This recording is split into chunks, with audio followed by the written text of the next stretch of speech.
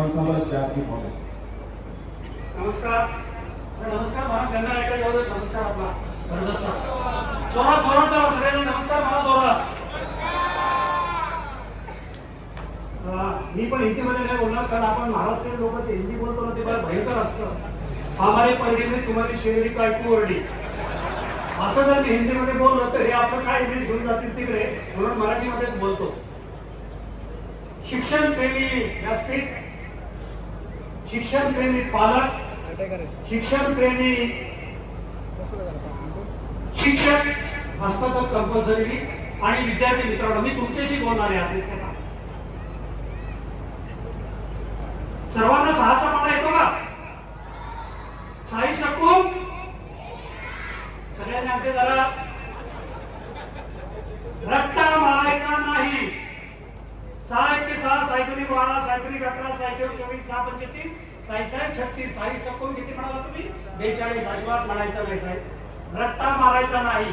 मी एक तुमच्याकडनं आता जोरात म्हणून घेणार आहे ते तुम्ही म्हणायचे सर्वांनी. कारण रोहित दादांनी तुम्हाला इमारत दिली, पण ती इमारत कशासाठी दिलेली आहे? शिक्षणासाठी दिलेली.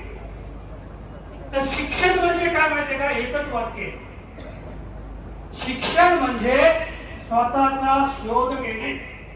बस हे एका वाक्यामध्ये शिक्षणाचा सरळ अर्थ सामावलेला आहे. तर माझ्या मागे म्हणणार मित्रांनो, शिक्षण म्हणजे शिक्षण म्हणजे स्वतःचा शोध घेणे. हे पालकांना पण ऍप्लिकेबल आहे बरं का, कारण त्याच्याशिवाय काही पर्याय नाही. कारण हे जर जग बदलायचं असेल, जे सिसोदिया साहेबांनी ओळखलेलं आहे, जे रोहित दादा साहेबांनी ओळखलेलं आहे, ते म्हणजे शिक्षण शिक्षण आणि शिक्षण. शिक्षणाला पर्याय नाही. मी आता त्या शाळेमध्ये गेलो होतो, तुम्ही याच्या पहिला रोहित दादा सिसोदिया जी और मैंने बच्चों को पूछा क्या किताब पढ़ते हो क्या? तो उन्होंने मुझे ये नहीं कहा कि हम टेलरिंग का या रंगोली का किताब पढ़ते हैं. तो वन गर्ल टोल्ड मी, मैंने अभी सुनीता विलियम्स का किताब पढ़ा है. दिस इज हाउ इंडिया चेंजिंग. हे करण्यासाठी हे दोघं जण काम करतात आणि त्यांची सगळी टीम करते काम. मित्रांनो, आम्ही इथे कशासाठी उभे ते सांगतो तुम्हाला. कर्जत जामखेडच्या शाळांमध्ये वाचनालय उघडतोय, त्याला गॅरंटी वाचनालय असं नाव आहे. आतापर्यंत आपण 250 शाळांमध्ये ती वाचनालय उघडली.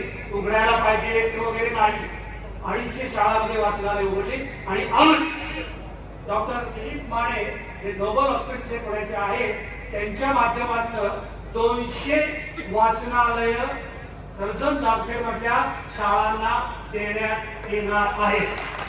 देऊया करूया तुम्हाला भागाने 200 आणलेले आहेत. आता त्यांच्या हस्ते कसं करतो ते आपण बघूया.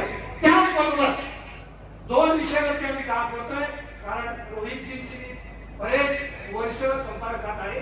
तर त्यांना आम्ही सारखं सांगायचं आणि त्यांनी तो उचलून धरला मुद्दा तो म्हणजे की विद्यार्थ्याचं mental health and physical health चांगलं असलं पाहिजे, तरच तो उद्याचा उत्कृष्ट नागरिक होईल. पालक करतायत, गुरुजन उत्कृष्ट काम करतायत, पण त्याचबरोबर आपल्यालाही करायला लागेल. म्हणून पुस्तक हे त्याचं मेंटल हेल्थ चांगलं होण्यासाठी आणि आपण बास्केटबॉल आणि बास्केटचं बास्केट तुम्हाला देतोय ते ह्याच्यासाठी की त्या तुमची फिजिकल हेल्थ. आणि बास्केट का?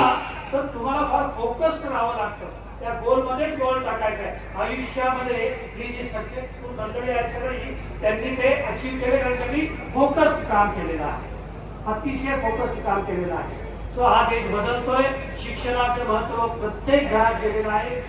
आणि परत परत तेच म्हणतात, बिल्डिंग ही एक भाग झाला दिल्लीचे विकसित, पण त्याचबरोबर त्यांनी जे महत्वाचं सांगितलं ते म्हणजे शिक्षक उत्कृष्ट आहे, विद्यार्थी तिथे येत आहे, सगळ्या टाईपचे विद्यार्थी त्याच्यामध्ये येत आहे, हे जास्त महत्वाचं आहे. तर विद्यार्थ्यांना तुम्हाला माहिती का, ही 2 महत्वाचं सांगतो की ज्या सगळ्यात आपल्या देशात छोट्या छोट्या गोष्टी तसं लक्ष नसतं. आपण सगळेजण रोज दात घासतो, दात किती मिनिटं घासायचं ह्याचं आपल्याला कोणालाच माहित नाही. दरवर्षी 200 कोटी रुपये खर्च करतात त्या दात घासायच्या जाहिरातीसाठी, इकडनं तिकडं काहीतरी असा गोंधळ घालतात. पण भारतातल्या 100 पैकी 100 जणांना माहिती की दात मिनिटं किती घासायचे.